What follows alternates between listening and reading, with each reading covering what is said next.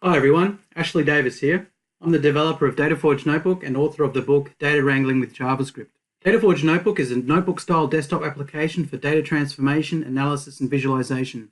It's available for Windows, macOS, and Linux. Up until now, DataForge Notebook has supported only the JavaScript language. But with the latest release and after months of work figuring it all out, I'm pleased to announce that support for the TypeScript language has finally arrived in DataForge Notebook.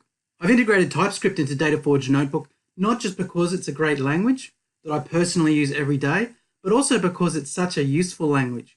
It's helped a lot of people and it's constantly growing in popularity and people keep asking for it, so I delivered it. So what does this mean for you? Well, it means that you can just start using TypeScript without having to do any configuration. You don't need to install any libraries or any tools. You don't need to install any type definition files. You can simply open DataForge Notebook and start coding in TypeScript. So let's take a look now at how we can use TypeScript within DataForge Notebook. I'm creating a new notebook and I've got the option here now to either create a JavaScript notebook or a TypeScript notebook. In the future, I plan to add other options here for more languages like Flow and CoffeeScript. So I'm just going to create a TypeScript notebook. I've got a blank canvas here in which I can start coding in TypeScript. You can see here that I put a type on my variable. I've typed it as a string. You can't ordinarily do this with JavaScript, of course, but TypeScript gives us the ability to use static typing. I'm just going to save this notebook so that I don't lose my work.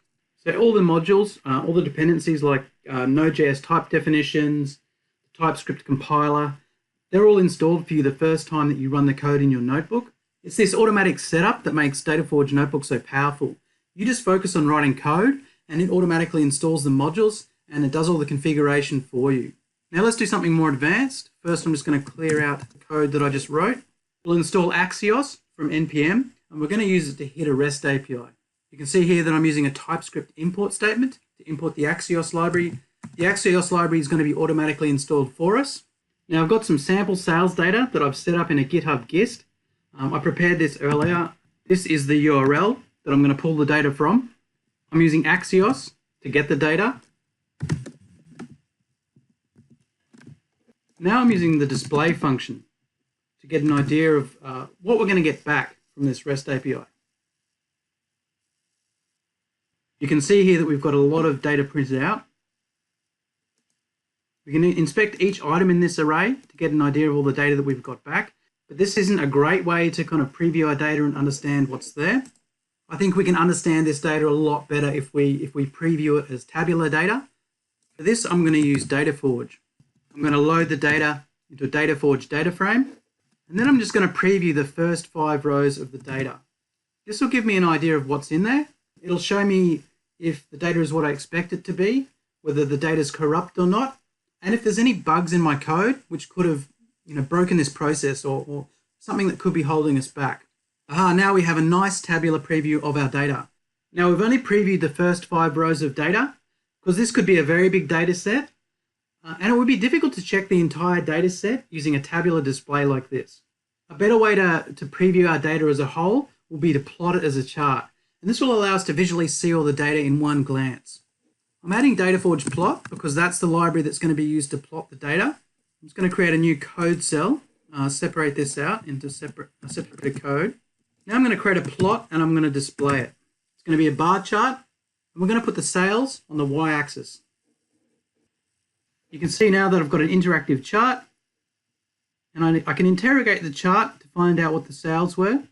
Now let's do some refactoring. Say I want to reuse this code somewhere else in a bigger Node.js project or something like that.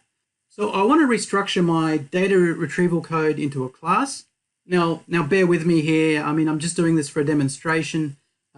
This code is so simple you probably wouldn't really want to refactor it, but I'm just going to show you how you could do that with DataForge Notebook if you wanted to. So I'm just going to delete this chunk of code here and replace it with a TypeScript class called myData that has a retrieve function. So it's an asynchronous function that will return the data from our REST API. I'm going to create an instance of the myData class. I'm going to retrieve the data using the retrieve function. Then same as before, I'm going to load the data into a data frame. Let's run this and see what happens.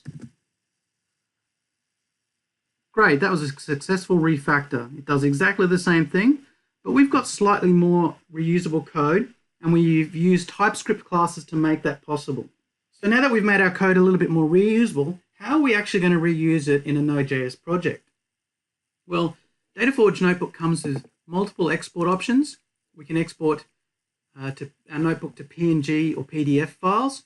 We can export an interactive web page or a markdown file. But at the bottom here are the exports to code, which is what I really want at the moment. I can either export it to a single TypeScript file, the whole notebook that is, it'll concatenate all the code into one file that is runnable, or to include all the dependencies and the TypeScript configuration, I want to export to a Node.js project.